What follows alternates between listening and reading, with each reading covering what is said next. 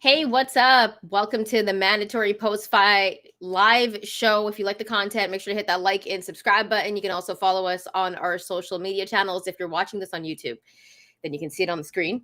If you're listening to this on the audio side a little bit after, then of course you'll see it there in the description. If you've already done that, thanks so much because you're helping the channel and the show grow.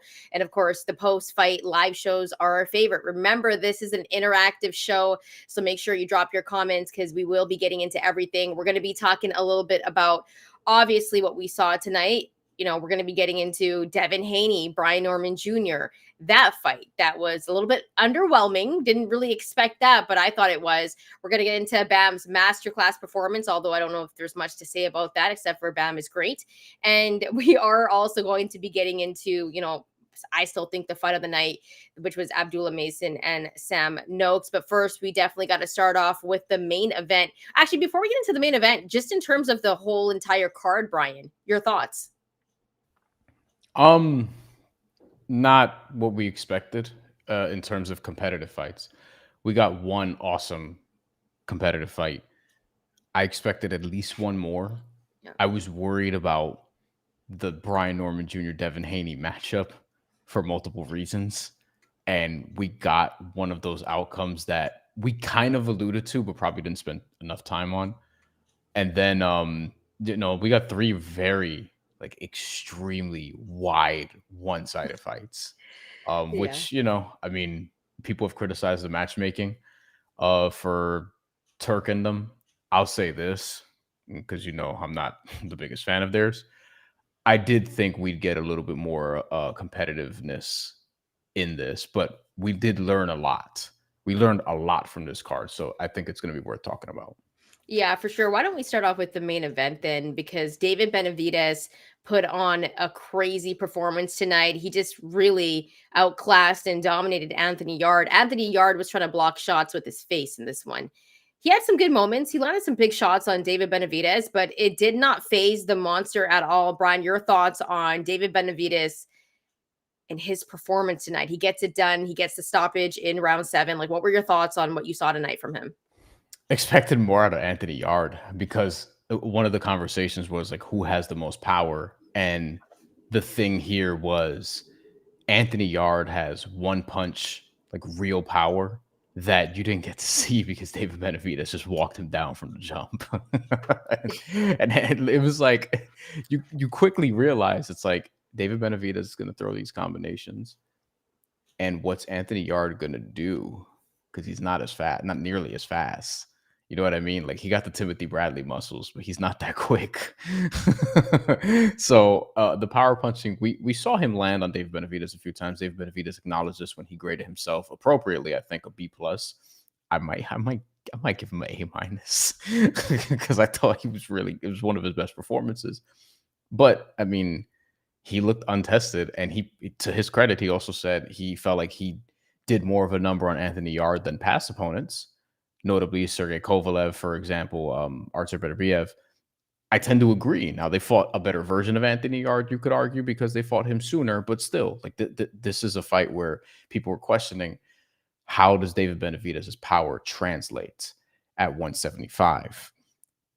I'll say this. You could say, oh, he's not a one-punch knockout artist or whatever, but that speed kills in this weight class. Dudes do not have hands like that in this weight class, by and large, in terms of the speed and power combination. So even if it's accumulation of punishment power, like we saw it on Anthony Yarde's face. Like he had no answers from the jump.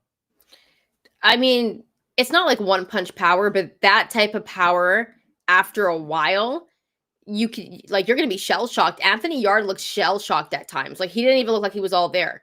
And so this is a type of power and speed that I don't think a lot of boxers can sustain, even if you go up into higher weight classes, which is what David Benavidez is now planning to do in the post-fight interview. He said he's moving up to cruiserweight and he's going to be taking on Gilberto Ramirez. So everything that we were going to talk about, because as soon as the fight ended, I'm like, I wonder if he's going to fight Bivol or Beterbiev. That'd be crazy. Not doing either of those things, but he's going to be back Cinco de Mayo weekend taking on Gilberto Ramirez. And this is a cruiserweight division. So that gives me the conversation, Bryan. Should we bring up the rankings? Oh, We let's should, do it. Yeah, yeah, yeah, we have to bring absolutely. up the rankings here because Absolutely. I feel like cruiserweight is one of those divisions that isn't really popping. I mean, Usyk cleaned out the cruiserweight division before moving up to heavyweight, and I really think David Benavidez could do some damage in this weight class. But here's the thing: like he moved up, to a weight class where he was unproven. There were people talking about will his power translate, and it did. It translated because we saw it tonight. There were some doubters. I actually thought David Benavidez, when we did the preview show, would end up getting the knockout or TKO victory between rounds 9 through 12. He surprised me. He did it in round 7. He looked amazing tonight. Like he was beating up Anthony Yarde. I thought they could have stopped the fight sooner, to be honest with you. I was like, Anthony Yarde's not doing nothing but blocking punches with his face right now.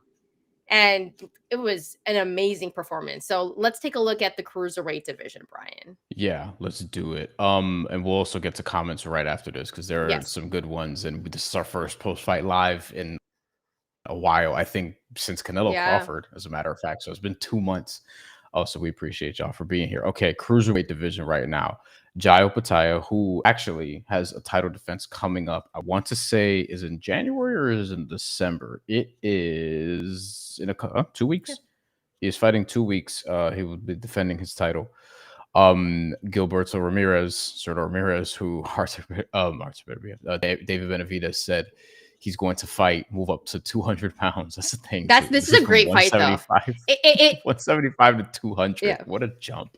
Like, come on, bro. May, he apparently says this is going to take place, and then Badou Jack has a title. By the way, he's actually going to be fighting next month too. So cruiserweight division getting active over the next month or so. Badou Jack is fighting 1 month after Jai Opetaia. So there's that.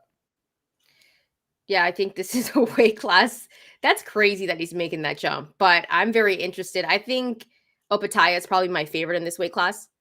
I think the fight with Gilberto Ramirez and David Benavidez will be an action-packed one. I think it's an exciting fight. I think it's a great fight to do during Cinco de Mayo weekend. And here's the big question, Bryan. Is that going to be David Benavidez's weekend now? Because it used to be Canelo weekend. Is it time where the monster takes over? Because as you know, Cinco de Mayo, a huge boxing weekend.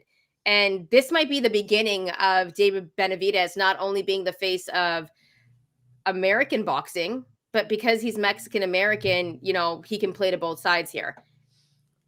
I don't know what Canelo Alvarez's next move is. So apparently there were rumors about a rematch with him and Bud. That's what came out. Yeah. I don't know if you saw that. Yeah. I don't definitively know what his next move is because boxing is boxing and fights aren't official until they are. And even sometimes when they are, they don't happen. Super Matias, January 10th. We'll see.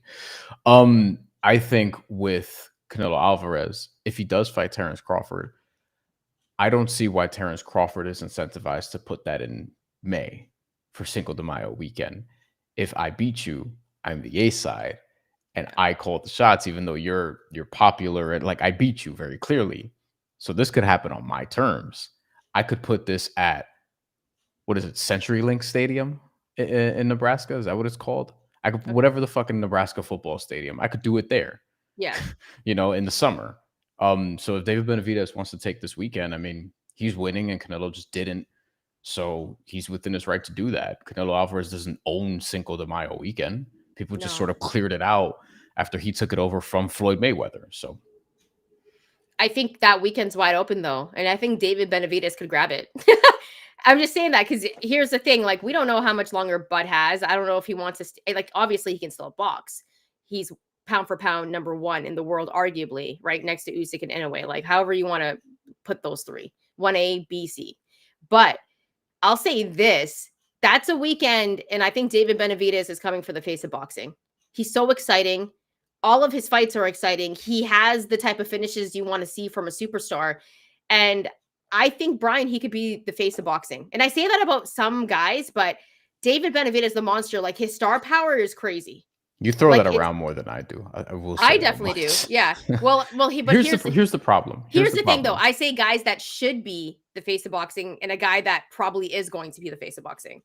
Here's the problem that David Benavidez is going to run into. One, cruiserweight boxing, as you can see by the list of names here, It's a lot of people. Like they'll look at that, casual fight fans, they'll be like, whatever. And if you're going to cruiserweight, he's not stopping there. No, There's of no not. He's a way. heavyweight, dude. There's yes, David He's for Benavidez sure is gonna going to be heavyweight. he's gonna fight a That's his heavyweight. plan. Yeah, this motherfucker is crazy. No, but here's the thing. I'll say this though. David Benavidez versus wait, Alexander Usyk in 2 years. Yo, hold up, because we don't know if Usyk's gonna be even fighting in 2 years. But I'll say this. I'll say this. Is it a miss for him not to fight someone like Bivol or Beterbiev? Is that a miss for him? Because like that to me doesn't make sense, because those are two big names. And I know Bivol dealing with the injury, like we were talking off air, he probably doesn't want to come back and have that be his first fight. But is it a miss for a guy like David Benavidez, who called out Canelo so much, to not fight two of the best in the division? That's weird to me. Well, David Benavidez would probably tell you they're not calling him out. And Dmitry Bivol had a back procedure. And Artur Beterbiev, by the way, was supposed to fight on this card. Was he not, against Dion Nicholson? Don't know what happened to that. Artur Beterbiev is also 41. Yeah. Something along those lines. And he figures if he can own Cinco de Mayo weekend, like, why would Artur Beterbiev agree to that? Why would Dmitry Bivol agree to that? You know what I mean? Zurdo Ramirez, like, he's a champion at cruiserweight, but again, nobody cares about cruiserweight. He doesn't have a ton of leverage there. So Benavidez wants to make that happen. And we got to remember who's calling the shots here. I don't know what Turk and them boys are telling him. I don't know if they're pushing to, maybe he knows that they're going to try to do Bivol Beterbiev 3. And so then he's like, all right, I'm not going to sit and wait around. I'm just going to move way up to cruiserweight and try to beat Zurdo Ramirez and then eventually fight maybe at heavyweight. But I think that's why it's weird. You know what I mean? I think that's why it's weird, because it's like, why would you not call out Artur Beterbiev or Dmitry Bivol there? There has to be something that we don't know, which is often the case in this sport for various different political reasons that we don't need to get into right now. But I think there's something that we're not being told. Yeah, let's get to some of the comments, because there's a bunch of great comments. I'll let you kind of pick which ones you want to go to. Here's there, the Bryan. funniest one. Jesus, friend of the show. Haney should know clinching not allowed by 2 men in Saudi. It's more illegal there than ever. Yeah. Their rules, not ours. Jesus says Norman was robbed. Jesus, tell us why. How was Norman robbed? He had the 114, 113 card. IMPK 13, great friend of the show. I don't think this card lived up to the hype. Sam Noakes versus Abdullah Mason was a good fight, but the last 3 were kind of boring to me. I don't think Benavidez-Yarde was boring, but it was very one-sided. And I think that Bam Rodriguez wasn't boring because of Bam Rodriguez. Bam Rodriguez fight was boring because he had an opponent who just had nothing. It was just a sparring session. Skill level was very different. Jesus also agrees with me. David Benavidez face of boxing. Martin liked Devin Haney's performance, which we will get into next. Yes. I'm kind of tired of the face of boxing conversation. Like, I find myself not caring who's the face of boxing, because the sport is not popular enough right now to have a face that everyone cares about. Like, the most popular guy is still probably Canelo Alvarez, even though he keeps being subpar and just lost again. And worldwide, but that's why the conversation. But that's why the conversation is important, right? I don't care. I don't care about face of boxing. I don't care about face of the NBA. I don't give a shit about face of the NFL. Like, it doesn't matter to me. I don't give a shit. I mean, I think it's a big deal because it helps grow the sport. And if there's a face that is extremely exciting, then people are going to want to watch. And I think in terms of this era, like, it's been Canelo since Mayweather left. And as you know, those are the guys that also bring in a bunch of viewers where you can be a casual fan and want to watch a fight.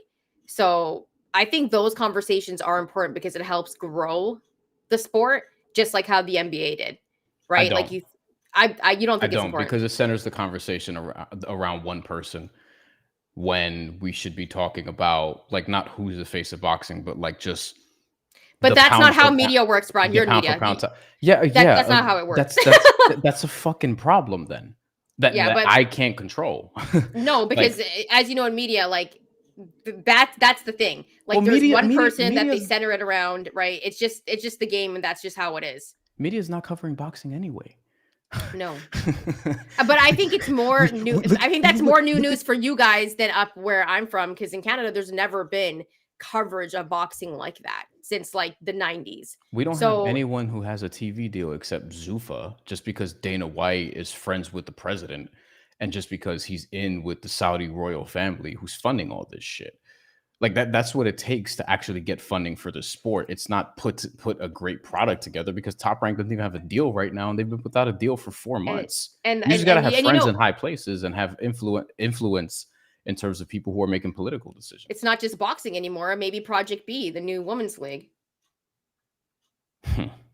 That's happening, and there's a lot of money that is involved with that. They're denying that it's Saudi funded, but it is. There's been a lot of reports that it is Saudi funded, but and that's where the money is apparently coming from. So we're gonna see, which is crazy because I never thought they'd support women. All right, let's go on to the next. That government combined with our government is just ruining everything. But that's another story for another day. Fight Sport Talk says Benavidez was always going to smash Yarde. I agree. I think a lot of people would agree with that. IMPK has a comment here, which I want to get to, and I agree with him. Yeah. You need to star in boxing to get media coverage, which will lead to more fans, which will grow the sport. Exactly. You don't need one star. You need more. You need a lot more, because if you have one star, that person fights twice a year. This isn't a sport where you could watch a player play in the NBA for 82 games, or a starting pitcher have 33 starts in a season, or a football player play for 16, 17, 18, and if they go to the Super Bowl or deep into the playoffs, 20 weeks. You have a star in the sport, they fight twice in a year. You need the entire pound for pound top 10 to resonate, or you need like 10, 15 people to resonate. And that's what the sport doesn't have right now. That's why I don't care for the face of boxing conversation, because I don't care for the face of whatever conversation, but at least in the NBA, you're going to see this person, if they're the face of the league, from October all the way through at least April. And if they're on a really good team, May and maybe June. In boxing, you will see this person in October and in June, and that's it. Twice in a year. I think the only thing that I disagree with there, I think it's important, because here's the thing. You need casual fans. Sometimes when you're a casual fan, you don't keep up with everything. The thing that's great about the sport of boxing, and the reason why we watch it and the reason why we're nerds, is because we keep up with all the boxers that maybe not a lot of people talk about.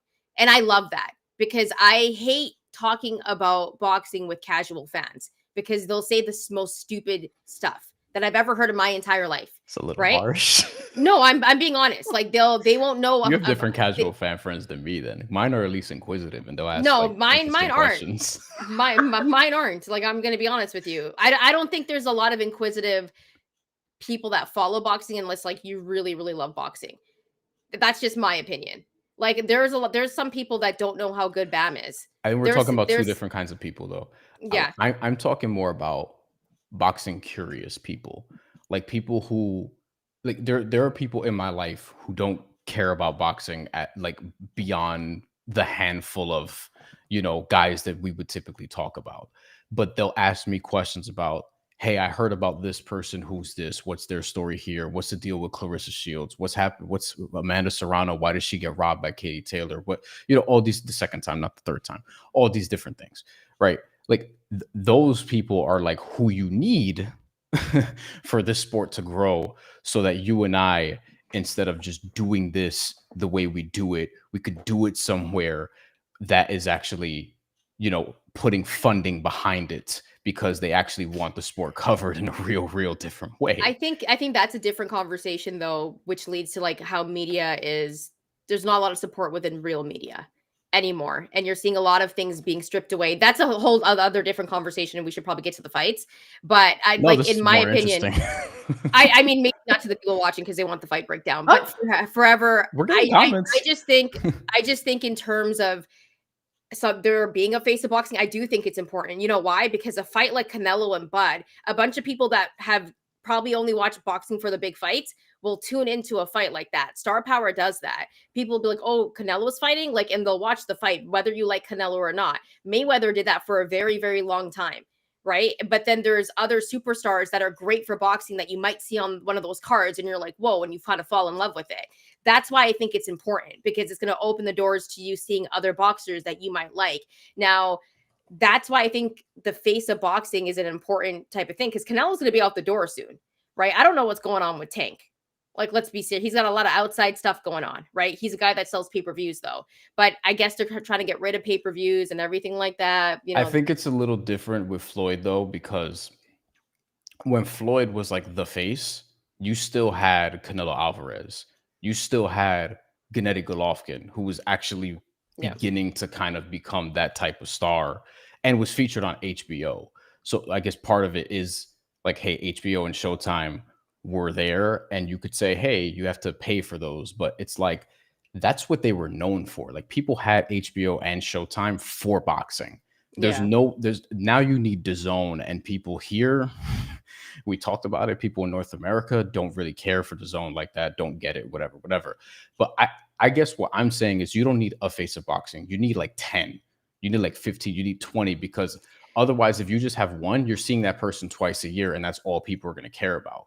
You need like multiple faces. Like, if you look at the pound for pound top 10 from years ago, you're going to have like Floyd, you're going to have Golovkin, you're going to have Canelo Alvarez. Chocolatito fighting on Gennady Golovkin cards educated a lot of people in terms of him becoming one of those, oh, who's this really small dude that I get to see on the Gennady Golovkin cards who's fucking people up? He's really, really good.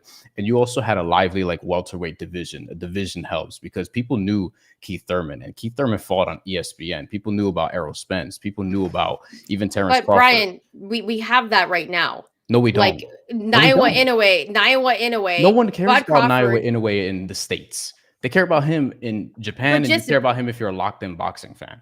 And he just fought on Facebook Live. Dude, I don't think people like. Okay, so we did. This is a hard conversation to have because we love boxing and we love Inoue. No. Let me finish. This is a hard conversation to have because we like boxing. So we liked watching Triple G back then. You know what I mean? We liked, and Canelo was rising like at the time, like. Mayweather was still that dude for a very, very long time. That was the tail end of Mayweather's career, though, when Canelo was rising, as you know. But we have that now. Like, we have superstars, right? I think we do. I think we do. No, we do not. I think we do. If we had superstars, someone would have a TV deal, and this all wouldn't be on DAZN. But the media's changing. Like, like a TV deal, what does it mean now? That's linear TV. Barely anybody has cable. But Brian, how many people do you know have cable now? Unless you're over 50 years old. But people have ESPN, Shantelle. That's the thing. Yeah, but you can get that on a stream. You can get that on a streaming service. But here's the thing. That still matters. It's ESPN is getting out of so much stuff. They don't care about the same things that they used to care about, right? That matters. That's an ESPN problem, though, right? Because we're seeing that's a boxing problem. Because nobody else is picking them up. Nobody else is picking them up except CBS because Dana White's friends with the president. That's the only reason that they're having that deal. That's the only reason. But here's the thing, Brian. I think boxing could get a deal somewhere, but everything is changing. So it's the value of it. I think the way they've done the sport, like the last 10 years, has really ticked off a lot of people. If boxing could get a deal, Top Rank wouldn't be on Tubi. I mean, Top Rank's just dumb for not having a deal. That's a Top Rank problem. Like, how you cannot have a deal and you're having fights on Facebook. What is Top Rank doing? That's a whole different other story. And I think you could just go to a streaming service. I mean, PBC did it. PFL has a deal with ESPN. They kept PFL over Top Rank. Hey man, I think Top Rank wanted that Brent though. I think that's a boxing problem. That's a negotiation problem. That's a negotiation problem. I mean, the number wasn't for that much money. No. To keep it. But that matters because the visibility on certain platforms matter. Like, the reason why a lot of these guys resonated before in a different way was because, again, you had HBO, you had Showtime. That eventually, when PBC started, you had them on ESPN, you had them on Fox, you had them on NBC, you had them on CBS, you had them on Spike TV. But that's also an American conversation because in Canada, we did not have HBO. We did not have Showtime. We didn't have any of those things. If anything, having it on streaming services now makes it more worldwide. makes it more accessible. It wasn't as accessible before. Even the fights on ESPN, like this is it's a natural conversation versed around America and what Americans are having issues with about boxing. That's what we're but talking everywhere about. everywhere else, Bryan, it's more accessible. When there's fights on ESPN Plus, they're not up here. You have to find them online. And sometimes it's not the legal way. You have to find them. They're not accessible. Just because it's more accessible doesn't mean people are watching it. I think some people are, but I think when they get rid of, okay, they're trying to get rid of pay-per-views, but really they're just charging you more in terms of like a DAZN membership fee. But it's like, I think that's the big thing too. I think pay-per-views have really turned off a lot of people in this day and age. Because number one, they might be too expensive. Like, you know, there's some pay-per-views that should not be pay-per-views. And I think that's something that has turned fans away from boxing. Because as you know, they were listing things as so many pay-per-views. And it's like, well, this is not a pay-per-view fight. Why do fans have to pay for this? And I think that was the bigger issue. I don't think TV networks are going, they don't have a star. They don't have a face of boxing. I don't want to give this a deal. It's just like, what product are you putting out? What product are you? I think that's a little bit of a discussion of it. But at the same time, I think that it's also like how they're gearing up these fight cards. Like some of these cards are trash, right? Like, and I don't give Turk a lot of props, but I think he has tried to put together some good cards and we've gotten some big fights. But in terms of like, what is a pay-per-view? Not every fight is a pay-per-view fight. I agree, but UFC does a similar thing and they have no issues. And they put out worse cards because UFC is not having a good year in terms of the quality of cards that they're putting out. Yeah. They just got a lot more money from CBS, more billions of dollars than people expected because Dana White has friends in high places. But another reason for that is because, and this is something that I guess Dana White is trying to start, and UFC is easier to follow. Boxing is not because of all the titles. This is one of the issues. But if you're not a diehard boxing fan, you're not following everything, the WBA, the WBO, the IBF, you know, the WBA. Like there's so many different titles, there's so many champions, whereas like casual boxing fans are not going to be able to keep up with that. I've been asked so many times, like, what's a super champion? It makes no sense. This is why I'm saying there are no superstars. That's an easier way. But I also think it's not, if you're not, here's another reason why boxing, I don't think is covered the way that it's covered. Because people may not know how to cover it unless you know boxing. Like it's hard to follow. Whereas the UFC model, it's easy. There's one champ in each division and he's that guy. It's not like that in boxing. So that's another issue. But that's one of the issues. You can't really do it like that though, because you could only do that if you have a Zuffa, which is what they're going to try to do. You can't do it because boxing, there's like thousands of people in every weight class. You can't have one world champion. If you did, then almost nobody would be a champion. And look, this all goes into the fact that like these guys are not like superstar. I'm thinking of like the pinnacle of like you're in the top 1% of fame as an athlete. Boxing doesn't have that. Boxing does not have that. I would have to disagree with you. But let's go to Ryan Shepherd. If I'm a network, why would I do a deal with Top Rank? In the last 5 years, they've lost Crawford, Stevenson, etc. Why would a network think they could keep Mason, Davis, etc.? They're not reliable. Do you think the Top Rank product has gone down, Bryan?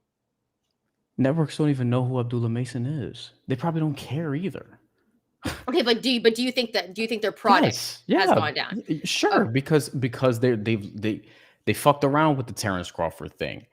And Shakur Stevenson, I mean, I don't know to what degree a network will be like, hey, let me put on this counterpuncher, this savant counterpuncher who's kind of popular on my network. Like, I don't know to what degree he's going to move their needle. Like this is all like from a network perspective. If it's me and you running a TV show, like we're going to have a boxing show. Like if we're running a TV network, we're going to have boxing content because we care about that stuff. But but because of the way the landscape is, we're probably not going to make shit because people just don't care in that way.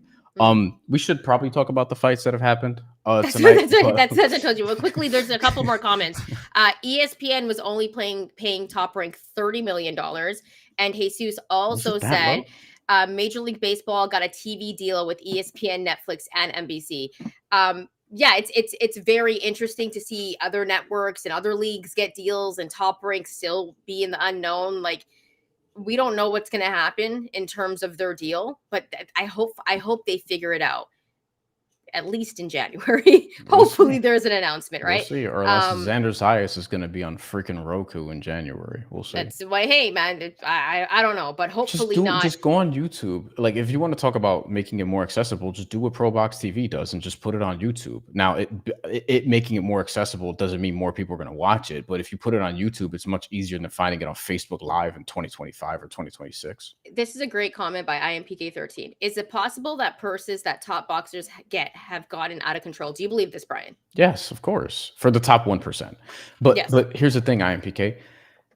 Everything financially has gotten out of control for the top 1%. It doesn't matter in what field it is. Like, if you look at inflation, just general inflation, Yeah. this is the worst it's been in terms of separating rich people from the working class. This is the biggest like gap we've seen, where like there are numbers about, hey, the top 5% have like 99% of the wealth or whatever it is, or the top 1% has 95% and everyone else is fighting for the bottom 5%. Not the exact numbers, but you get the point. Like, we're seeing more shit like that out there.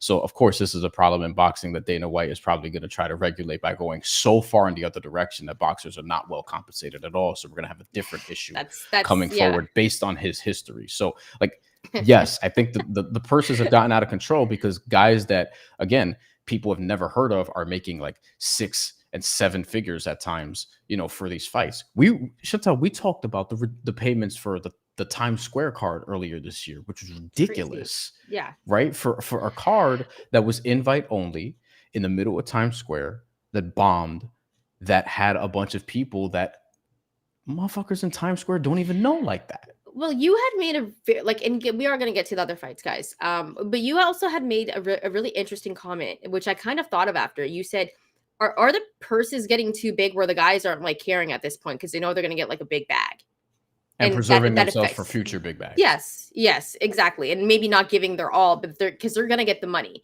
Like, do you still believe that? Because I think that could be a factor as well.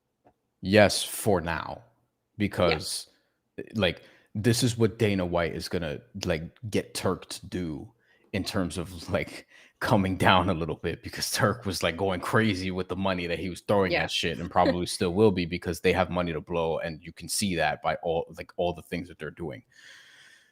And I think the fights were at like 6 a.m. I had no idea until David Benavidez said it in his post-fight live. So these fights, like, they're doing it in Saudi, but like it's super early. But nonetheless, let's get to the other fights. Why would they do that? Why would they do that? Because they want to appease to America, because a lot of the fighters are American, but but people don't care about the sport in America like they used to. I still think the worst event was Canelo and Williams School. That was the worst event and the worst one of the worst fights I've seen. I don't know. At the end of the year, we're gonna do the worst cards of the year. That's what we're gonna do. So stay tuned for that, because there will be a big list, unfortunately. All right, guys, let's get to the other fights. Thanks so much for rocking out with us, by the way, through that entire debate that we just had about the face of boxing. And let us know if you think it's important or if you don't think it's important. Moving on now, let's get to Devin Haney putting on a masterclass performance against Bryan Norman Jr. And of course, I thought Bryan Norman Jr. was going to knock him out because I wasn't sure about Haney's chin. Bryan, what were your thoughts about this fight? And what did you think about Devin Haney at welterweight and how he looked tonight? Were you impressed? Eddie Hearn didn't seem to think so, by the way. Did you hear what he said after? I missed it. What did he say? he said, I tweeted it out, but he was talking to Kate Scott now. Kate Scott. Which, by the way, she was on with her husband. I messaged Bryan. I'm like, isn't she married to Malik Scott? And Bryan's like, yeah. I guess that was like one of the deals that Turk made in her contract, that she can't be on TV without her husband.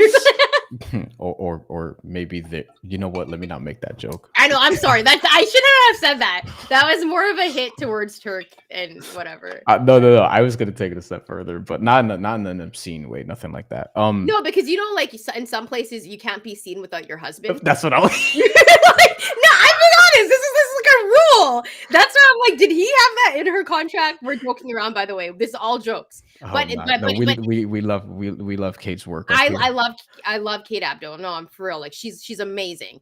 I also love Claudia, and I think she did an amazing job. I'm a huge fan of Claudia, but everyone there else is a rule. Oh yeah. Okay, but it. listen. But there is a rule, guys, that like if you're in that area in Saudi, like you can't be seen with like, your husband. And if you're a woman and you wear like a shirt that shows your shoulders or something, your husband has to be there. Like just some like a wild stuff.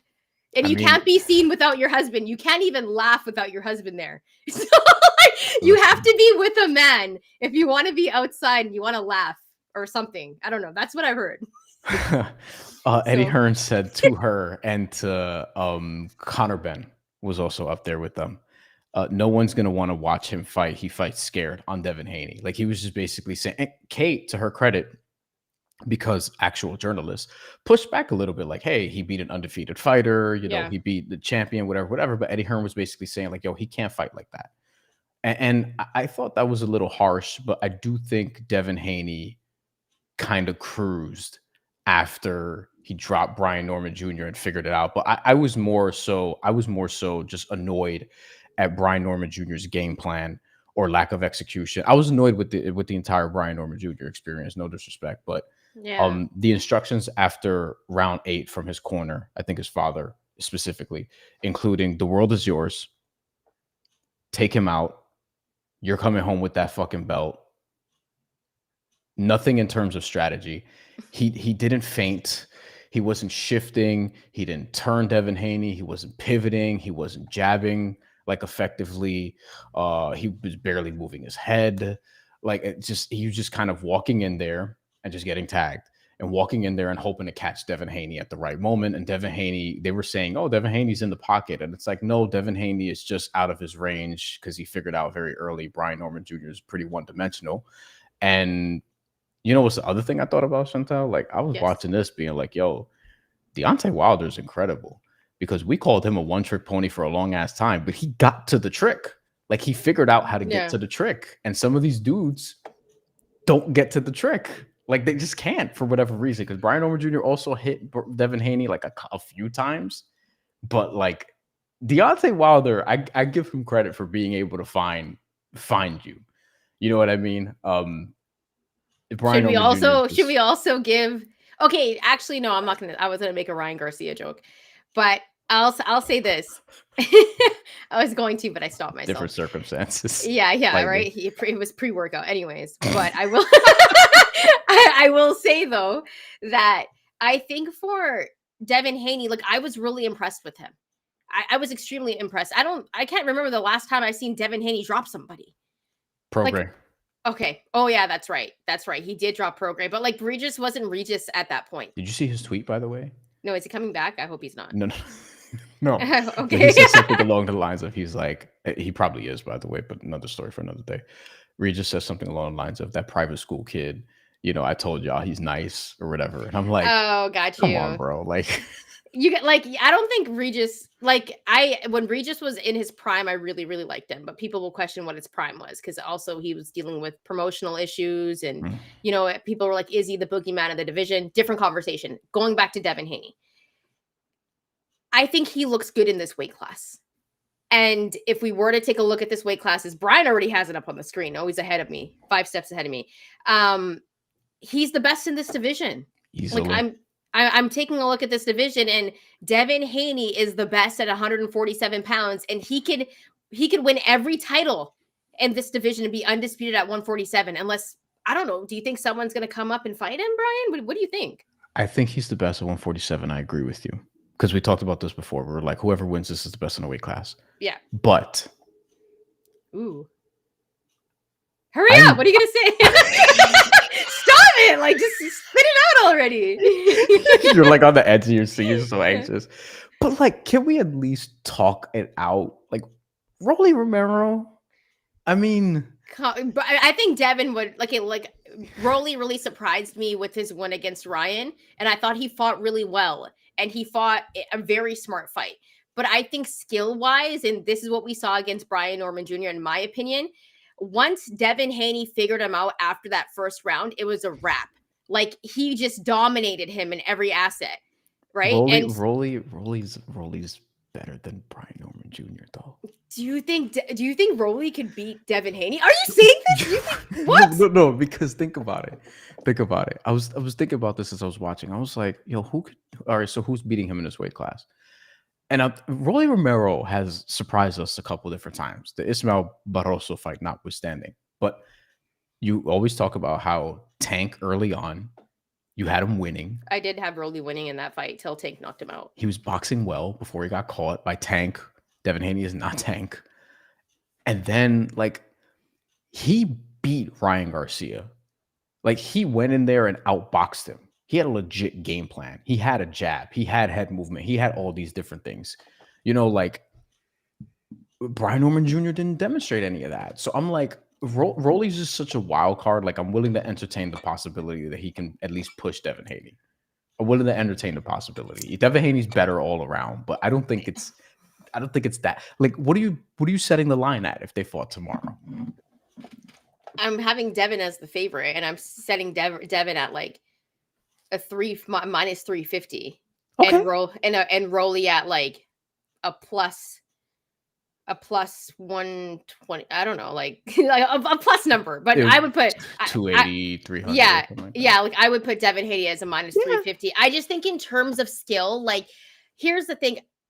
I think we forget how good Devin was because of what happened in that Ryan Garcia fight. Even I think I forget sometimes because that will be one of the pictures that will be instilled in my head forever is what happened to Devin Haney in that fight. I don't care about the pre-workout that Ryan took before the fight. Okay?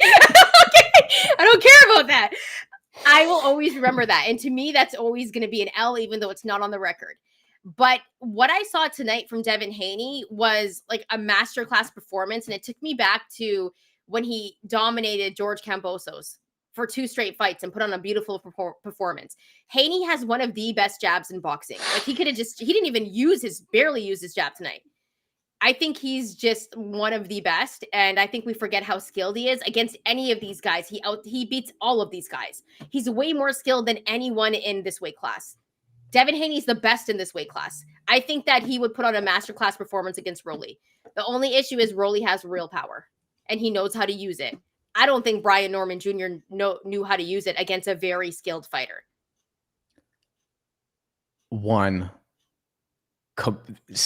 Saying that, like, were you laughing about this comment here? No, I was laughing about George Kambosos being better than Brian Norman Jr. against Devin Haney? Well, like, was he? No. You didn't say that, but I'm saying like when you brought up like his performance against George Kambosos. I'm trying to think. Was George better than Brian Norman Jr.? In one of the fights, probably. I don't know. Like, one of them, I think Haney swept every round. I think that was the second fight, right? Yeah, and there was another one where he kind of gave a couple. By the way, there was a 114, 113 here. I had Brian Norman Jr. winning round 1 and maybe like 2 others. Yeah. But Devin Haney was taking rounds off by the end. And looking at this weight class, I think the people that would say that I think the people like boxing fans would gravitate to in terms of, hey, this person could potentially beat Devin Haney. One of them would be Conor Benn because of his last performance. I don't know if he drops back down to 147. I like when you move up and down in weight, that could be tricky. He's been out of 147 for a while. I don't know. Manny Pacquiao because of his rabid fan base and because he did overperform against Mario Barrios. And in terms of a face of boxing, I mean, hey, he's a worldwide face. You know how many people love Manny Pacquiao? Seriously, yeah. I swear to God, I think Manny Pacquiao might be one of the biggest boxers still today. He might be the biggest right now because of his last performance being better than Canelo's worldwide. Seriously, you guys. Yeah, like this is ridiculous. It's not good considering that he has been around for so long, but I mean, he might fight Floyd next year. Okay, like and those might be. He should just fight Devin. You know how big that fight would be. He should just fight Devin.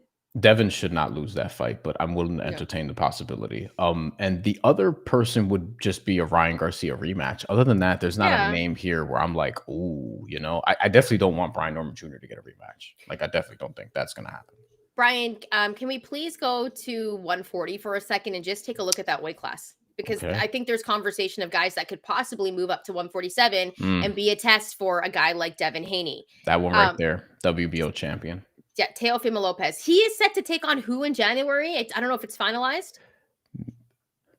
Not set, but Shakur Stevenson has been like the credible rumor, we'll call it, for the last few weeks.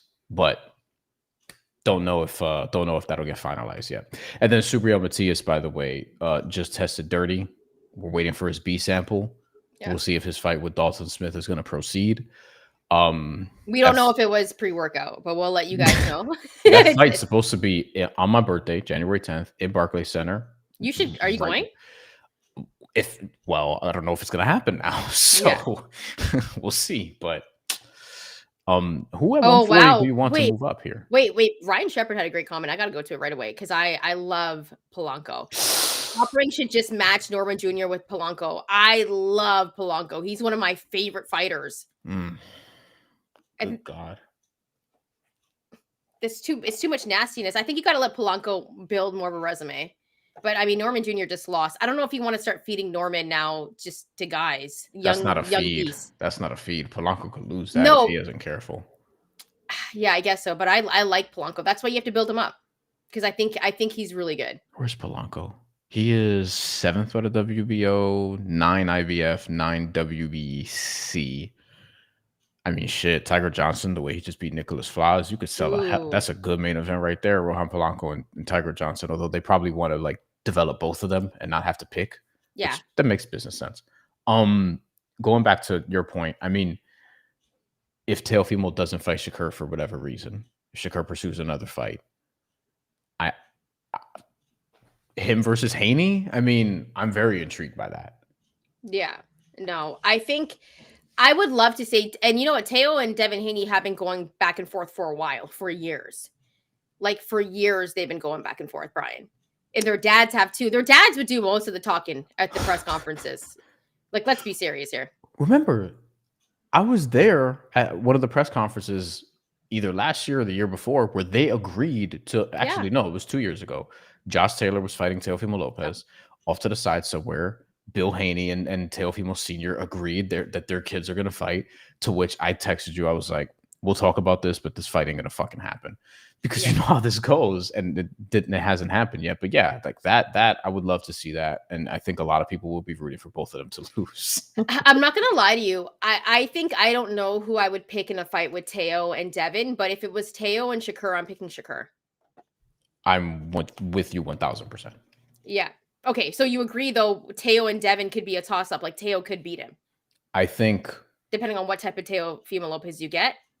I think it's interesting. I think if you're setting the line now, it's kind of even. I think Devin may open like a slight favorite, or it's just dead even. And then I think a bunch of people will be like, nah, Teofimo's going to beat him.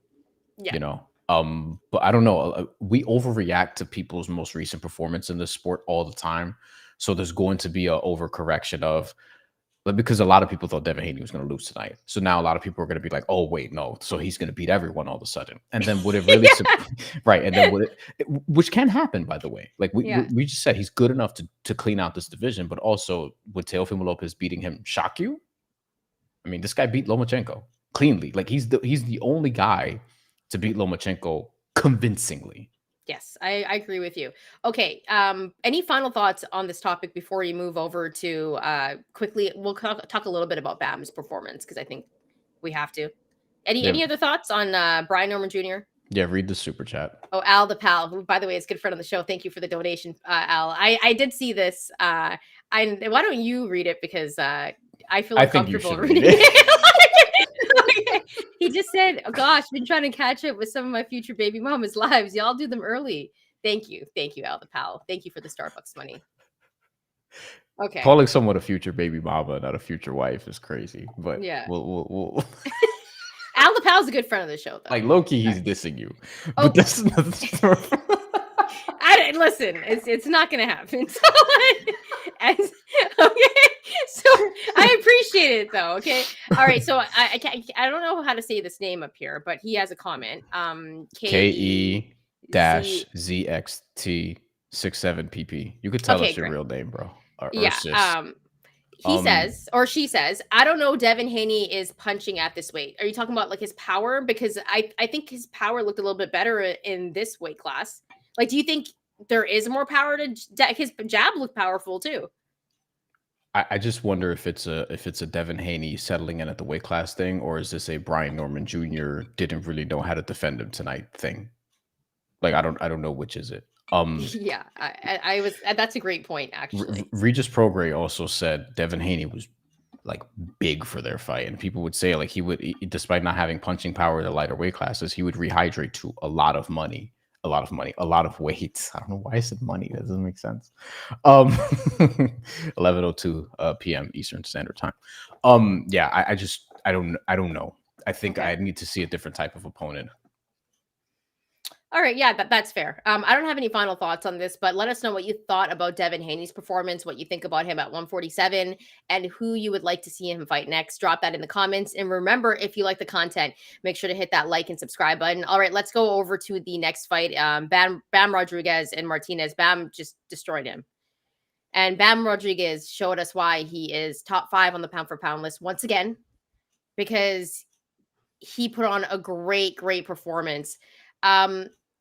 Bryan, what's next for a guy like Bam Rodriguez? Because did I hear on the DAZN broadcast that Nakatani and Inoue is for sure happening? Well, people keep saying this, but like they have to handle their business in a month. Yeah. Not to say that either of them are going to lose, but I just watched Inoue have a life and death challenge with Ramon Cardenas last May. Yeah, last May, I think, right? You know, June, May, whenever it was. No, May. It was May because it almost saved that weekend of terrible boxing matches. Yes. Talked about earlier. Yeah, that's true. That was the Times Square card weekend. Yes. Yeah. Okay. Yeah, yes, that's right. Yeah. Williams School has a fight coming up, by the way. I think what's next is he has to fight the winner of Garcia, who's a champion here, who's defending his title actually on the same card that Inoue's fighting on the same card Nakatani's fighting on against Taraj. So Bam should just, unify, be undisputed, and then move up. They were talking on the broadcast about him going up to like 122 or 126, and it's like he kind of has to do 118 first. There's some fights here, could be potentially interesting. We'll see. But yeah, Bam is he's just ridiculous. And I also think you and I both expected / hope for more of a challenge, and it was just a sparring session. I thought it would be a really good challenge, actually. Maybe I gave a little bit too much respect to Martinez, but I think Bam Rodriguez is also just that good. I don't have much else to say except for I think he's going to clean out this division and then move up to 118. And he's just one of the best in boxing right now. And he showed it tonight. I don't have much to say. I don't have much to say other than he's great. And if you haven't seen a Bam Rodriguez fight, go watch one, because I mean, he was so good tonight, it was boring. I want him to get more popular. Yes, I do. Agreed. Milwaukee Zeus says Devin's hugging ability looked powerful. He did clinch a lot. I'll say that much. He did clinch a lot. Okay, so I do remember when Bryan Norman Jr. hit him cleanly in the face with a right in that first round. He did clinch on after it because I think he got a little bit hurt, but after that, like, he just dominated. Yeah. You know what I mean? I just wonder what they're gonna do with him from a matchmaking standpoint. Because Devin or Bryan? Devin, because Eddie Hearn kind of went the Dana White route of like, yeah, he's got to be more entertaining, blood and guts or whatever. And it's like, I mean, he outboxed his opponent. You know what I mean? Did he say blood and guts, or did you make that up? No, I just that was hilarious. Blood and guts. Like, where did you get that from? You hear Dana White shit on fighters all the time. He wants everyone to fight like Arturo Gatti. Yeah, you know what I mean? Like he just wants every fight to be fucking Diego Corrales. You know what I'm saying? And God damn it, name is escaping me. Jose Luis Castillo. Okay, yeah, like, that makes sense. Yeah. Like he wants every fight to be that. Aldo Powell also clarified it's not disrespect and said some other things that I'm not going to repeat. All right, so we're talking about blood and guts. There was a fight that had a lot of blood and guts. Abdullah Mason and Sam Noakes. To me, this was the fight of the night. This fight was exciting from start to finish, and Sam Noakes, just a heart of a lion, absolutely tough. And listen, Abdullah Mesa took some big shots too. Both of these guys took big shots. I thought at one point Abdullah Mason was going to get Sam Noakes out of there, but Sam Noakes just tough. They went the distance, and I had it 115, 113, Abdullah Mason. I wasn't mad at any of the scorecards. This was one of the best fights I've seen all year, Bryan. And honestly, like, I'm a huge Sam Noakes fan after what I saw in the ring. Yeah, we talked about it. He's definitely different than some of his countrymen in terms of fight style, excitement, and all these different things. Sam Noakes is good. Don't let Abdullah Mason fool you. Now, the unfortunate thing for Sam Noakes is Abdullah Mason is so significantly younger than him. It's going to be hard for Sam Noakes to become a world champion. That being said, can we take a look at the rankings? Yeah, we're here, and Shakur Stevenson's gonna, if he moves up, there's gonna be a vacancy there. Andy Cruz is gonna fight Raymond Murataya. They're already talking about, hey, should Abdullah Mason unify? And I'm like, we should slow play this a little bit. Like, he took a lot of shots in this fight, a lot of shots. There are some things to clean up, for sure. And he's also, this is the first time in his career that he fought past 6 rounds. The first 12 rounder of his career. He's 21 years old. So good. He's so good, Abdullah Mason. You know, like there are college basketball players older than him. You know what I mean? Like, I think that Abdullah Mason, this was going to be the test. Like we said it. Like, I was worried what happens if this fight gets late, and he did get rocked a couple of times. I think he lost a couple of the later rounds, but he found a way to finish. It was super impressive. And Sam Noakes also established himself as like legit. Now, can he make the leap to champion from contender? Because he's a true blue contender. He'll probably get a win his next fight and then maybe right back into a title picture. But I think the possibilities here are interesting. I would be careful with Abdullah Mason, though. He's very young. I don't want to rush him into anything reckless. Yeah, I mean, my sentiments are really the same. I really do want to see Raymond Murataya and Andy Cruz. I love Andy Cruz, and I think that's going to be a great fight. I think I'm rocking with Andy. And I also think Raymond Murataya should be a bigger name at this point in boxing, but I was very high on him early on. And for me, I feel like it's been kind of disappointing because I think he should be a bigger name, Bryan. But I don't know what's going on with Tank. And Shakur Stevenson is set to move up and fight Teo. Maybe. Okay. So I guess my question to you is I guess we have to kind of see what happens between Raymond Murataya and Andy Cruz. 2 months from now, yeah. That's January 24th in Vegas. Because I think that's how you kind of see how the cards play out, right? Because listen, if Andy Cruz beats Raymond Murataya, and I know people wouldn't want to see this fight, I would because I'm a nerd, but I think Andy Cruz and Shakur Stevenson, if Shakur doesn't fight Teo, could be a match that they might make. Because look at the WBC rankings. Yes. I mean, well, it will change if Andy Cruz just wins, because then he'll just be a champion, and then Shakur would have to fight somebody else. It doesn't look like Shakur's that interested in staying in this weight class also. Like, he looks like he wants to have other challenges, but Shakur might go up to welterweight at one point. He's big, dude. Like, I don't know. I see him at welterweight one day, but go ahead. Yeah, like, no. I mean, I think that, did they fight each other in the amateurs? I want to say that they did, but I gotta like look through that again. Andy Cruz and Shakur Stevenson? Yeah, because I know Andy Cruz, he beat Keyshawn Davis pretty consistently in the amateurs, right? And I do wonder, like, Shakur Stevenson versus Andy Cruz, like that. See, that's one that's not going to go over well with casual fans, but us will be like, oh my God, these guys with amazing amateur pedigrees who are really good pros, assuming Andy Cruz. I mean, I'm with you. I think he's going to beat Raymond Murataya. There's some interesting matchups for Abdullah Mason, though. Like, even if you just look down the rankings, like, I mean, look, Albert Bell, say what you want, but like, he's still undefeated. He doesn't have like a resume, but he's literally been I can't say prospect anymore because he's kind of been this guy, but like, he's been around for a long time, hasn't gotten a shot. This is kind of like the type of dude I would probably put Abdullah Mason in there with next.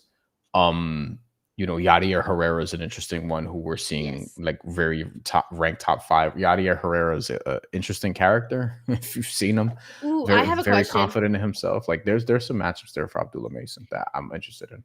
Would you put Abdullah Mason in a fight against William Zepeda? Oh, I thought you were gonna say your boy Lucas Body, fellow Canadian. Hey! I like Lucas Body a lot. Like he's built a little bit different. But He's tough. I wouldn't want him against Abdullah Mason because I look at what Abdullah Mason did to Sam Noakes. Also, I don't want Sam Noakes to be fed to guys that will beat him. Like, I don't think anyone wants to see. Look, I'll give you a name right now. Okay, yeah. Because I want to see more of Sam Noakes now. Like I'm a huge Sam Noakes fan after what I saw today. If Sam Noakes fought Floyd Schofield next, are you sure Schofield wins that fight? No. Like I don't. Schofield looked really good in this last fight, though. Like really, really good. I mean, it was a first round knockout.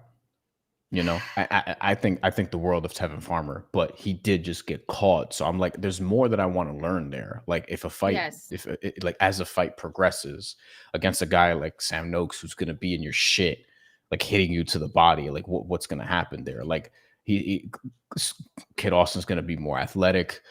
He's a very good body puncher. We've seen that he does carry some power, but I mean, like this is not welterweight. Like there's so many good fights. If you just look through the fucking names here, there's actually so many good fights you can make in this weight class. Okay, so this is the reason why I asked about William Zepeda, Brian, because say if Shakur doesn't move up to 140 and the fight with Teofimo Lopez doesn't happen because it's boxing, right?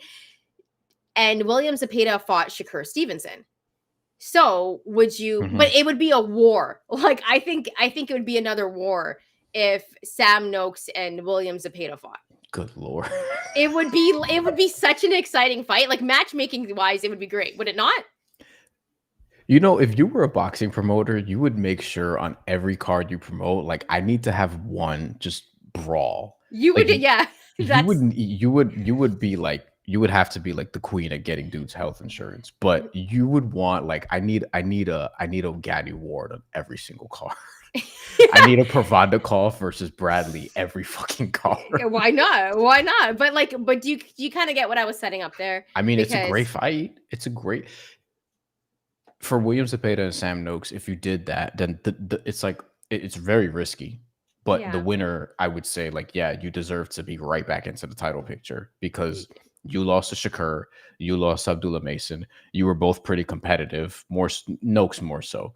But William Zepeda did win. Like he did take a few rounds from Shakur Stevenson, like 3 or so. And he took it to him early and had Shakur Stevenson putting himself in the corner uncharacteristically at a couple different points before he figured it out and boxed his way to a finish. Like that's a great fight. I just think it's risky for both sides. But I mean, because you can do it. Yeah, because you mentioned like Sam Noakes is like 28 years old. So he's sneakily getting up there. But I think he has to go get it. Yeah. So that's the only reason why I kind of threw that out there. Maybe he wants a tune-up fight. Here's a name that I want to throw at you that I feel like has underachieved, but was a big name. Gabriel Flores Jr. I'm less intrigued by him. Like I'd be comfortable putting Abdullah Mason in a fight against him. You know what I mean? Yeah. I'd be comfortable with that. One more question I have for you. Joe Cordina versus Sam Noakes, by the way. Oh, that would be good. Didn't Joe Cordina retire? He's supposed to, does he not have a fight coming up? Hold on. I thought he retired. Tell me if I'm wrong. Foxy just came in the chat. Foxy, one of our good friends of the show from UK. We love Foxy's comments. He said, I missed the main event. Haney fight, as usual, sent me to sleep. You know what, though, Foxy? The whole time I was thinking Brian Norman Jr. would do something. Like, essentially, he'd close the gap or land a big shot. Brian Norman Jr. today. So I thought I kept on watching for that, but Haney just had a really good performance. You might wanna hear this. Okay. So Diego Pacheco, right? The co-main event for that card, which is coming up in 3 weeks, is Gabriel Flores Jr. versus Joe Cordina. That's great. I'm gonna watch that. I'm gonna watch that fight. That is great. I actually love that matchmaking. Like, yeah. I think the winner, and that's for the WBO International Lightweight Championship, which means if you like, that could be Abdullah Mason's next challenger right there. It could be the winner of that fight. Okay, that's it. That's very interesting. I think that's a good first title defense, the winner of that, or Albert Bell, as I mentioned, Yadi Herrera, as I mentioned, but I like that. Yeah, that's great. And they're going to be doing it in Gabriel Flores' backyard, actually. That's Stockton, which is wild. So that's going to be a tough fight for Joe Cordina. But Brian, my final question to you would be, do you think there's a day where we do see Shakur and Abdullah Mason fight? Is it too soon to have that conversation? Is They're it both champions. is it more likely that he fights Keyshawn Davis because of Top Rank? Abdullah Mason or Shakur? Abdullah Mason. Okay, so maybe I'm being lame, but I don't want to see that fight because it's like two young superstars fighting so early. Like Abdullah Mason's only 21, where it's like, I agree with you, they should be careful with him. Yeah. But and at the same Keyshawn's time, moving up too because he couldn't make 135 anymore. And Abdullah Mason's going to be 140, like down the line. Not yet. yeah, like I think Abdullah is going to be in this division for a little minute.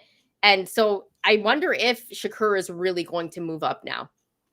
I think we have to let the chips fall because it's like we got to see what happens with Raymond Murataya and Andy Cruz. And then we got to see if that Teofimo Lopez and Shakur Stevenson fight's going to happen. Because if Shakur leaves this division, then everything kind of changes and it's kind of wide open. There's one more thing we have to talk about in this division. The elephant in the room. Or should I say the tank in the room, rather. Because what's going to happen there from an inside the ring standpoint? Like he was supposed to fight last week against Jake Paul, and now he's got legal troubles again. WBA will they're trying their hardest to absolutely not vacate his championship, and it's like, are they going to make him a champion in recess? Is it going to be Kid Austin versus Lucas Body, the top two contenders eventually for the interim title? Like, what's going to happen there? I think he'd probably choose to fight Lucas Body over Floyd Schofield. I don't think he chooses. I think he could fight Rayo, and they'll just be like, okay. That's the name I was going to throw at you next. Is it going to be Jose Valenzuela? That was the next name. I'm like, if I'm Tank, I'm probably picking him. God, I don't know, guys. I really like Rayo. Like, as you know, I interviewed him fan. and everything, but like he just did not look great against Gary Antoine Russell. No, so. He didn't look good. But also, I was really hype when he beat Pitbull Cruz. I was like, he's from Seattle. Yeah, we claiming him up here. But I don't know. If I'm Tank, I would probably pick him because, listen, I don't know. Tank has to do something though. And if Tank isn't fighting the top guys like Shakur, then what are we doing here? The answer is they should fight each other, but Tank doesn't seem to be as interested as Shakur. Yeah, and he's got other issues to sort through again. So, but here's my one question, Bryan. If you are Tank and you're dealing with all of these legal battles outside of the ring, do you fight Shakur Stevenson? Because that would make the most sense for him, right? Because you take the Jake Paul fight, which is stupid, and then it falls apart because of everything you have going outside of the ring. Now you're dealing with everything outside of the ring that doesn't make you look good because this is allegedly something you have done previously, allegedly. And now not only is your name being tainted, but the rumor is going around that you are ducking dudes. I think if I'm Tank, I'm getting a counselor instead. And I'm figuring out how to sort through my issues and just not worrying about boxing at this point. Yeah, that's a good point, which, he has talked about wanting to get therapy. And he said that he wants to do it after he retires from boxing because he won't have like that, like that toughness or something in him. Killer instinct. Yeah. So, hopefully Tank gets the help that he needs. But this is a very, very interesting weight class. Let us know who you think Abdullah Mason should fight next, who you think Sam Noakes should fight next. Drop your comments. Bryan, any final thoughts before we get out of here? Vito had a great performance. Yes. Now, I was side-eyeing his opponent because I was like, hold on, I've been here before. I've watched boxing for too long. What is Vito's nickname again? Vito has the worst nickname in boxing. White Magic. I hate that. I heard it. And I was like, why would he put this as his nickname? Vito White Magic. Real Nicky. Come on. He's white. Like white chocolate. You know what I'm saying? Okay, but white chocolate sounds cool. Like but Jason also, Williams was cool. That nickname makes more sense if you just watch Jason Williams play basketball. Yes. That's what I'm saying, right? Like Jason Williams is like a brother. Like, let's be serious. Like, he had too much swag, right? Like, he was kind of like, and it was like the perfect era too for him to have that. That's why we called him white chocolate. But Vito Milnicki's 23. I didn't know that. I didn't know he was that young. I thought he Shit. was a little bit older. Me too. I thought he was like 25, 26, but That's interesting. So his opponent, Samuel Namoa, 21-0 with 5 knockouts. They loosely talked about this on the broadcast, but they said like sometimes when you fight dudes who only fight in their country, like they did a good job of not being super like just harsh about it. But sometimes when you fight these dudes who only fight in their country, like their resumes do look suspect. And I went through it before the Vito Nicky Jr. fight, and I will say there is some suspect there. He also only fought exclusively in Italy. He's from Nigeria, but lives in Italy, and Italy doesn't have like the most robust boxing foundation, if you will. okay, Which is to say, like he hasn't fought necessarily the best guys. But I will say this: he did crack Vito Nicky Jr. a few times, but 5 knockouts. He just didn't have a lot of power. I do think that Nicky's interesting, and he's one of the. I don't know how many guys Zuffa signed, but Zuffa outright has like they got him right. So expect to see on these broadcasts or hear about on these broadcasts. It's going to be Vito Nicky. You're going to hear a lot about Callum Walsh, like. Pay attention to the guys, the up and comers, who they'll push, because this is who we're gonna start. Like they're gonna start force feeding Hamza Shiraz also, who's more accomplished than the other two by virtue of his most recent victory. But like Vito Nicky's gonna have like influence in his corner, so I'm interested to see what the matchmaking is gonna look like in a division. Speaking of divisions that are not super awesome right now, middleweight. Yeah. I mean, can we go to this one comment really quickly? Because it's about Vito anyways. I don't know whose career has felt like it's moved slower, Vito or Brandon Lee. It's Brandon Lee. Brandon Lee has had the slowest. And Brandon Lee had like a lot of like push behind him at one point, and some star power too. I'm not even gonna lie, like all my Asian boys loved him. They're like, do you know Brandon Lee? And Brandon Lee was knocking out dudes at this point, like when he was coming up. He was having a run. Brandon Lee got to be at least 28 now. He's 26. Okay, I was close. He's 26. He hasn't done anything. He's 30-0. 30. That's crazy. This is easily Brandon Lee. Although How many knockouts? 23. Okay. Remember, we talked about this actually in June. Brandon Lee, who only fought once this year, by the way, because boxing. That's terrible. That's how we explain things, because boxing. That's actually how we explain things. Go ahead. His last fight, he was signed to Frank Warren. Don't know what's the case now. I don't know what's going on with Brandon Lee. Look up if that's recent. But his last fight was on a top ranked card. He was on the undercard. Vito Nicky actually fought on this card too. Really? Okay. He was on the undercard of, what was the main event? Why is Brandon Lee still on undercards? Okay, let me just find. This bothers me. Sorry, but this bothers me. Right. It'd be better if I just find a card. Let me just find a card. I will just show you the card. This is from June 21st of this year. Look at this shit. He shouldn't be on undercards. Like he should be on a main card. This is June 21st of this past year. Damian Kanaiba was the main event, not Jahi Tucker. I'm pretty sure Kanaiba was the main event. Vito was on. Look at Brandon Lee down here against Elias Damian Araujo. Is that an 8-rounder that he fought? Unanimous decision. 30-0 fighting 8-rounders, Shantelle. What?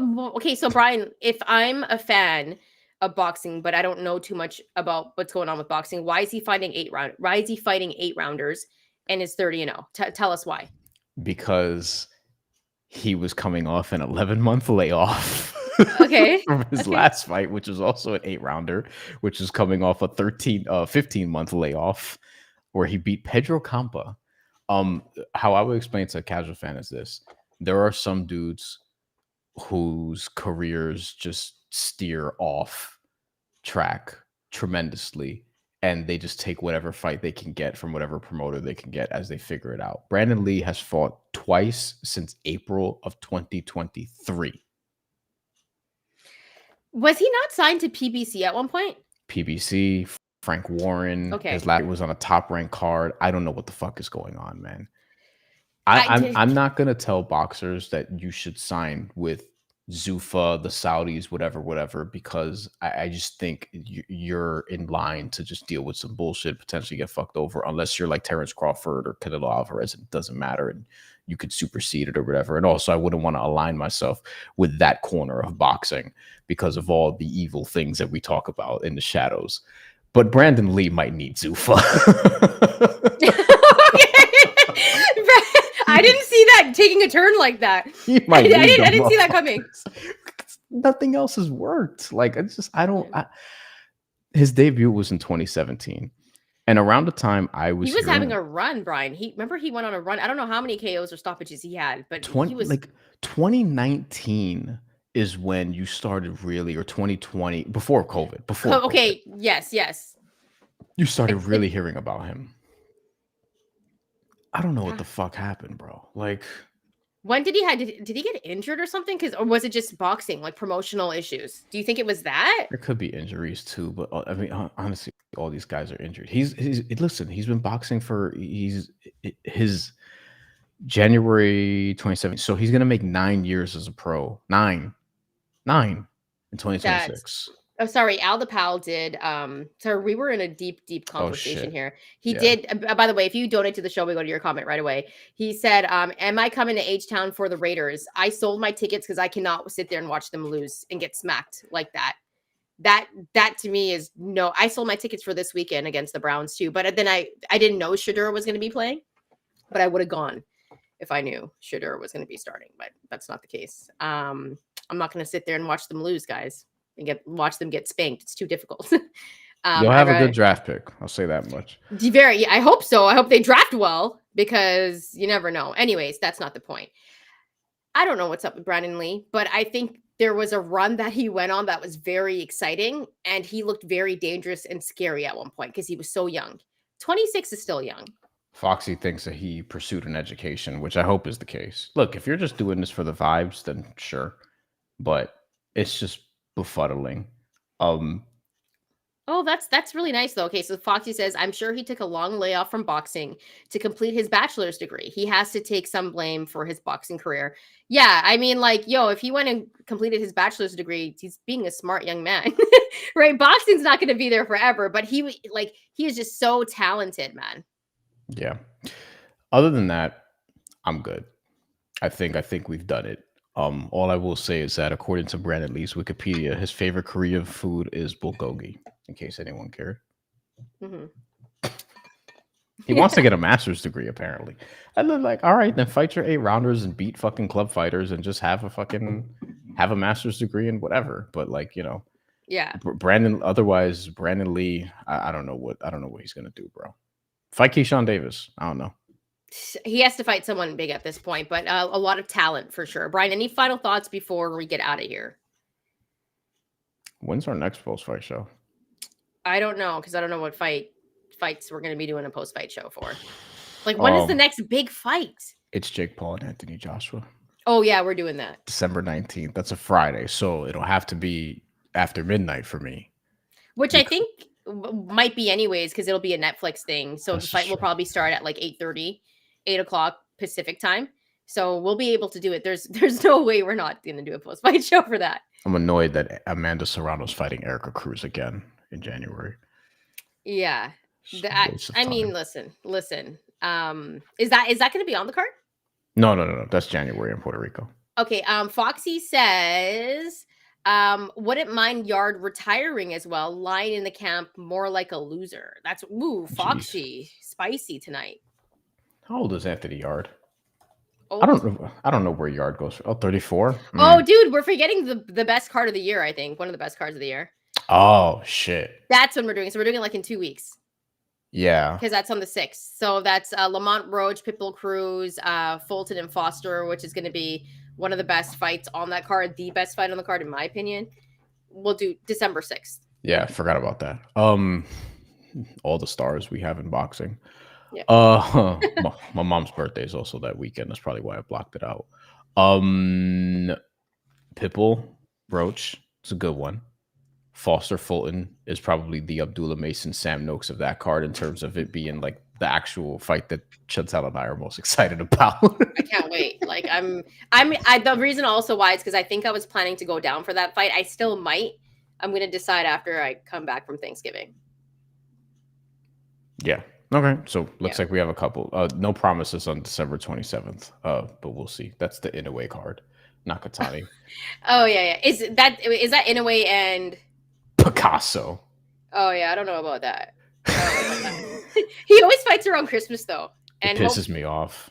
Yeah, and we've done his post-fight show during Christmas like every year. I think one day it was like in the morning of Christmas Eve. I want Inoue to be a bigger star in America, but he keeps fighting on our fucking holidays. I don't know why he does that. I actually don't mind Inoue fighting around Christmas, but sometimes it's bowl season. You're going to be watching college football, and it's the Christmas Day is like NBA day, like for me, like and you know NFL what I mean. Now, yeah, well, Netflix, right? Who's going to be performing? Who's going to be performing? Okay, anyways, Ryan Shepard gave us another $5. Thank you. More Starbucks money. Happy early Thanksgiving, y'all. Yeah, happy early Thanksgiving to everyone that facts jumped on the live. If you're watching this later or left some comments, we do appreciate you. Always leave some comments, guys, because we do read the comments, even if we don't always get back to them. We'll get better at that. But last comment, Foxy, is that pay-per-view really $75? What pay-per-view? I think he's talking about Pitbull and Roach. I wouldn't pay $75 for that. Would you? I don't think there's a card you can get me to pay $75 for. But in Canelo? Unless it was like I would okay, you guys, I'm not gonna lie. The last card that I paid and it was $89.99 was Spence and Bud. I was like, I'm not dealing with no bullshit for this card. I'm buying it. And I bought that card because like I needed to see that and not have anything go crazy. Like, you know what I'm trying to say here. And that's like the last one where I was like, I need to buy this. And I think I also bought Ryan and Devin. I did buy Ryan and Devin. I plead the fifth. Yeah. Okay. Anyways, guys, let us know if you think Thanksgiving plans. we don't want to incriminate ourselves here. Yeah, just going back home. What about you? Are you staying in the city or? Yeah. Okay. Got you. Staying with family. For sure. Gotcha. All right, guys. Well, thanks so much for joining us on this post-fight live show. We'll let you know if we're going to be doing Lamont Roach and Pitbull Cruz. We'll let you know early this week because we'll probably do a show this week before Thanksgiving. But we'll let you know. That's up in the air, maybe when we get back because it's a short week essentially. But nonetheless, if any news breaks out, we got you. And if you like the content, make sure to hit that like and subscribe button. Also follow us on our social media channels. And Al the Pal, you did not mess up. Don't worry about it. Brian was just giving you a hard time there. Okay, like Friends it's all good. Yeah. We gotta razz on each other sometimes. Brian, any final thoughts before we get out of here? We will see you either next week or the week after. And if it's the week after, it'll be to preview the Pitbull Roach card, which we are very excited about. So thanks for watching.